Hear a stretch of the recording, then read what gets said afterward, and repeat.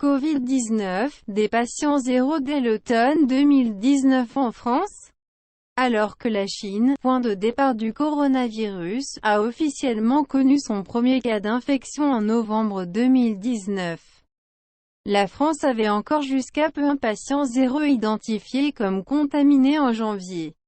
Pourtant, des études et des témoignages tendent à montrer que la propagation du virus dans l'Hexagone a pu commencer fin 2019. C'est un mal invisible qui est vraisemblablement passé sous les radars des diagnostics de santé pendant des mois.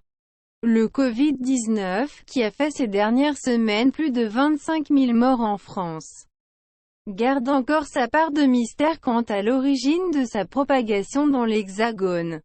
Jusqu'à la semaine dernière, le département de l'Oise était considéré comme le point de départ de la diffusion du virus avec un patient zéro identifié, la deuxième semaine du mois de janvier. Comme le révélait Le Monde le 8 avril. La Direction générale de la santé, DGS, contactée par France 24, date pour sa part les premiers cas officiels du contamination à fin janvier 2020. C'est avant que le professeur Yves Cohen, chef des services de réanimation des hôpitaux Avicenne de Bobigny et Jean Verdier de Bondy, n'annonce le 3 mai sur BFM Paris qu'un patient de Seine-Saint-Denis avait été testé positif au Covid-19 le 27 décembre 2019. Lors de son hospitalisation, ce dernier avait subi un test PCR pour une pneumonie, qui s'était révélé négatif. On a repris les tests négatifs de tous les patients qui avaient une pneumonie à partir du 2 décembre 2019. Et le premier qu'on a trouvé positif au Covid-19 c'était le 27 décembre, explique le professeur Yves Cohen, joint par téléphone par France 24. Le prélèvement avait été fait le 27 décembre.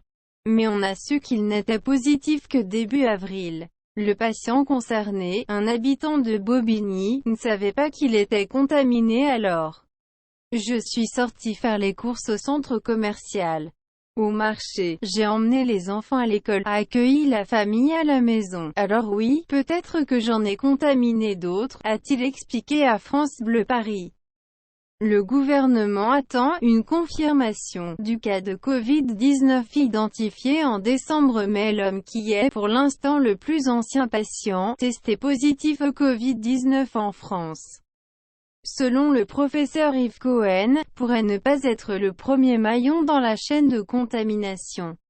La seule chose que l'on sait, c'est que sa femme a été très légèrement malade avant lui. Qu'ensuite lui l'a été et qu'il a transmis ça à ses enfants, affirme le chef de service de réanimation.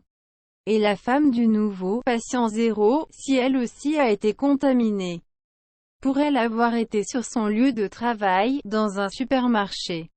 Pour le professeur Yves Cohen, deux hypothèses sont alors possibles. Soit elle a pu être en contact avec des personnes d'origine asiatique au stand de sa poissonnerie, soit avec des gens de l'aéroport.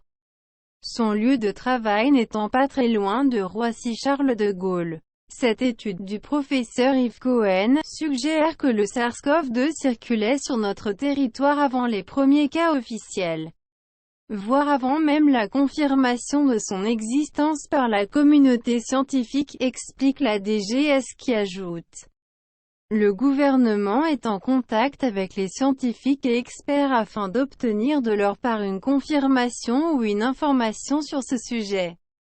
Nous sommes en contact permanent avec nos homologues européens et chinois sur le sujet, afin de mieux comprendre la diffusion du coronavirus au niveau mondial. Des premiers cas d'infection à Colmar dès le mois de novembre. Cependant, l'identité du premier patient infecté par le Covid-19 n'est pas figée. Il y a plusieurs hôpitaux, celui de Garches, de la Pitié-Salpêtrière et d'autres de l'Est de la France qui sont en train de refaire ce qu'on a fait comme étude, affirme le professeur Yves Cohen. L'un d'entre eux, l'hôpital Albert Schweitzer de Colmar, a d'ailleurs fait état dans un communiqué, jeudi 7 mai, de premiers cas de Covid-19 notés le 17 novembre 2019 dans l'Est de la France. Le Dr Schmidt, après avoir étudié rétrospectivement de plus de 2000 scanners thoraciques réalisés entre le 1er novembre et le 30 avril, a décelé quelques cas déjà en circulation dans la région au début du mois de novembre. Le virus s'est alors dispersé de manière très sporadique. La contagion s'est accélérée au moment des événements de fin d'année, jusqu'à l'explosion de l'épidémie, fin février, après un rassemblement évangélique à Mulhouse.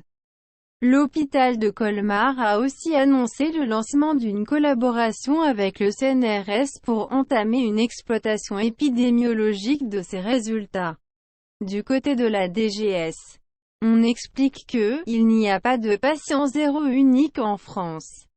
Nous avons eu des cas de contamination fin janvier. Nous avons eu un cluster de cas dans l'Oise. Nous avons eu un cluster dans le Haut-Rhin, ajoute la Direction générale du ministère des Solidarités et de la Santé.